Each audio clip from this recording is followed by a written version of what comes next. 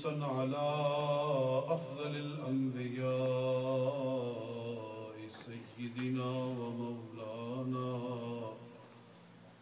سيدنا ومولانا محمد المصطفى وعلى آله وصحبه أولي الصدق والصفاء. أما بعد فأعوذ بالله من الشيطان الرجيم. بسم الله الرحمن الرحيم.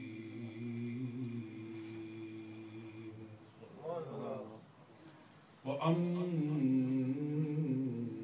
بنعمة ربك فحدث. صدق الله العظيم.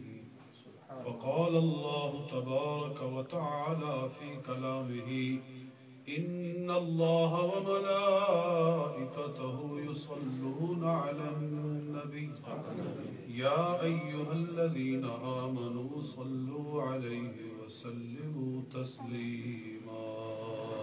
اللهم صل على سيدنا محمد.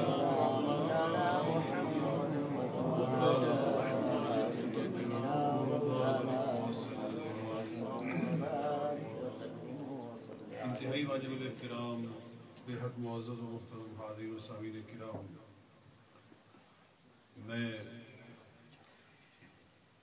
خطیب مسجد حضرت علامہ مولانا قاری عبدالغفور چشتی صاحب دامت برکاتہم اور دیگر علماء کرام اور تمام اہل مسجد حاضرین کا ممنون ہوں کہ مجھ جیسے گناہ گار و سیاہکار انسان کو آپ لوگوں نے حضور سرور کائنات صلی اللہ علیہ وسلم کی بارگاہ میں اپنی عقیدت پیش کرنے کے لیے مدعو کیا ہے۔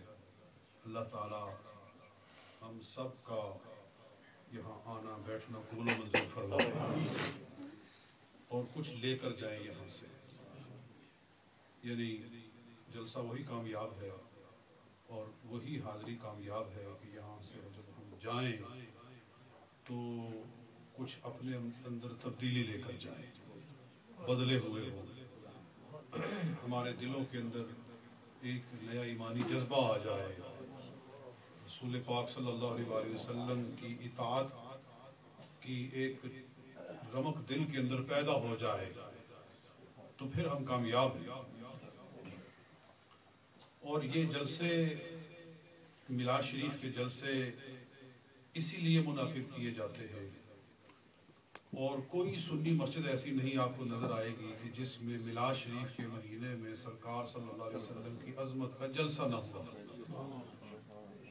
جی کوئی اپنے آپ کو سنی کہے اور پھر ان کے مرکز میں، ان کے سینٹر میں میلاد مصطفیٰ صلی اللہ علیہ وسلم کے ماہ مبارک میں سرکار کی عظمت کے حوالے سے کوئی پروگرام نہ ہو تو سمجھو کہ پھر وہ خالی خولی سنی ہے۔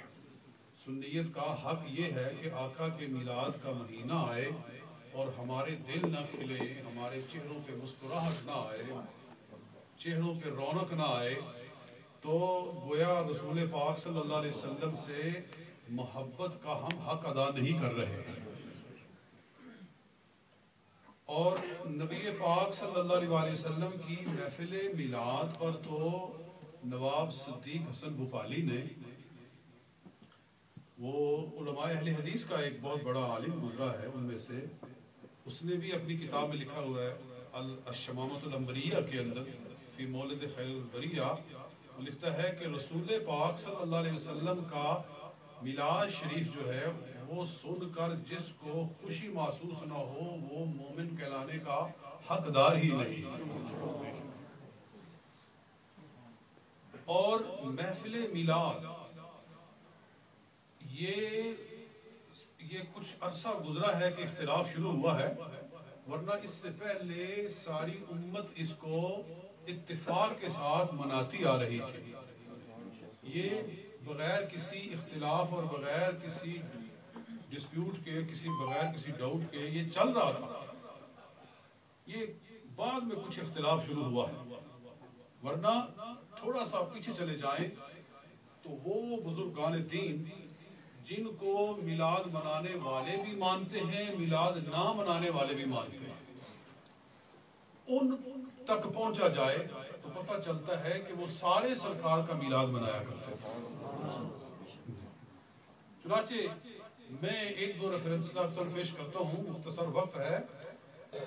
حضرت شاہ ولی اللہ محدث دہلوی رحمت اللہ تعالیٰ، علماء بیٹھے ہوئے ہیں، جانتے ہیں کہ چاہے بریلوی علماء ہوں، دیوبندی علماء ہوں، اہل حدیث علماء ہوں، ان سب کی اسناد جو اوپر جاتی ہیں کہ میں نے فلاں استاد سے پڑھا، اس نے آگے فلاں استاد سے پڑھا، آگے اس طرح کر کے جو سلسلہ ہوتا ہے، ان میں سے 95% جو سلسلے ہیں وہ حضرت شاہ ولی اللہ تک جاتے ہیں۔ یعنی ہمارے استادوں میں آگے جا کر حضرت شاہ ولی اللہ محدث دہلوی رحمۃ اللہ تعالیٰ علیہ کا نام ضرور آ جاتا ہے، ان سے فیصلہ کروا لیتے ہیں۔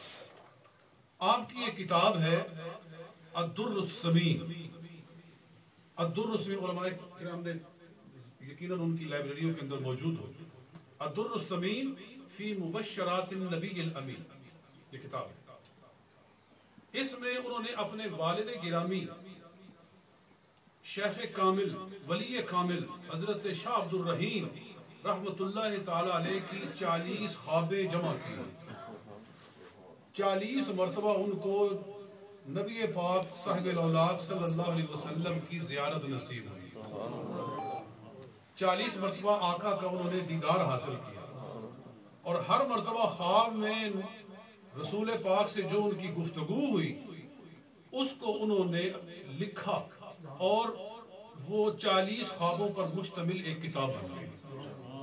وہ کتاب موجود ہے علماء کے پاس۔ تو اس میں 12ویں یا 13ویں نمبر پر ایک حدیث ہے، اس کو کہتے ہیں حدیث منامی۔ یہ 40 جو حدیثیں ہیں یہ احادیث منامیہ ہیں، یعنی خواب میں رسول پاک صلی اللہ علیہ وسلم نے جو فرمایا کسی شخص کے خواب میں، اور اس میں شک نہیں کہ جس کے خواب میں آقا تشریف لائیں وہ سرکار خود ہی ہوتے ہیں، نبی پاک صلی اللہ علیہ وسلم کی شکل میں کوئی دوسرا آ سکتا نہیں۔ جب حضور خواب میں تشریف لاتے ہیں تو وہ حضور ہی ہوتے ہیں، اور صحیح حدیث ہے کہ من رآنی فی المنام فقد رآنی فإن الشیطان لا يتمثل بی، کہ جس نے خواب میں مجھے دیکھا اس نے مجھے ہی دیکھا، اس لیے کہ شیطان میری شکل بن کر نہیں آ سکتا۔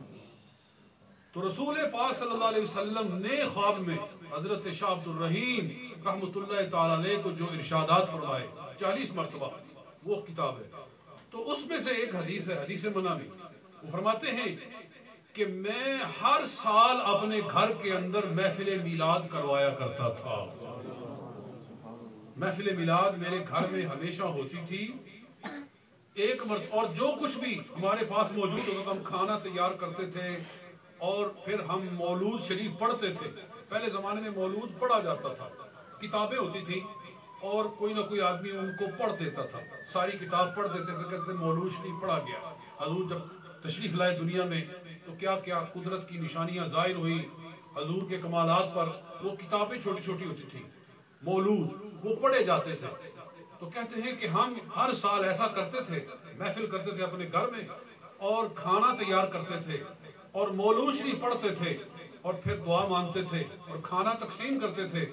ایک سال ایسا آیا کہ تنگ دستی تھی، میں کوئی کھانا تیار نہ کر سکا، میں نے تھوڑے سے چنے خریدے اور چنے خرید کر ان کو رکھا اور مولود شریف پڑھا، اور مولود پڑھنے کے بعد دعا مانگی اور وہ چنے حاضرین کے اندر تقسیم کر دیے۔ کہتے ہیں اسی رات کو اللہ تعالیٰ نے سرکار کا دیدار عطا فرمایا، اسی رات سرکار خواب میں تشریف لائے۔ کہتے ہیں میں نے خواب میں دیکھا کہ سرور کائنات صلی اللہ علیہ وآلہ وسلم کے سامنے وہی برتن پڑا ہوا ہے جس برتن میں ہم نے چنے رکھے ہوئے تھے، وہ برتن سرکار کے سامنے پڑا ہوا ہے اور وہ چنے بھی پڑے ہوئے ہیں، اور سرکار صلی اللہ علیہ وسلم کچھ چنے اٹھا کر کھاتے ہیں اور چباتے ہیں، اور سرکار کو دقت محسوس ہوتی ہے، سخت ہیں چنے، تو آپ सख्त चनों को तकलीफ के साथ दबा रहे हैं, चबा रहे हैं। तो मैंने अर्ज किया कि प्यारे आका, आपको चने पसंद हैं कि चने आप दबाकर और चबाकर खाते हैं, ये सख्त भी हैं और आप तनावुल फरमा रहे हैं। फरमाया जब तूने मोहब्बत से भेजे हैं तो हमने कबूल फरमाए, हमने पसंद किया है। तो इससे मालूम हुआ कि शाह वलीउल्लाह मुहद्दिस देहलवी रहमतुल्लाह ताला अलैह मिलाद शरीफ अपने घर में हर साल किया करते थे। तो पुराने बुजुर्गान दीन जो हैं, जो सबके उस्ताद हैं, आगे जाकर इख्तिलाफ शुरू हुआ है। जो हेड हैं, जिनसे आगे सिलसिला मुत्तफिक शुरू हो जाता है, वो मिलाद सिर्फ एक बार नहीं सारी जिंदगी अपने घर में किया करते थे।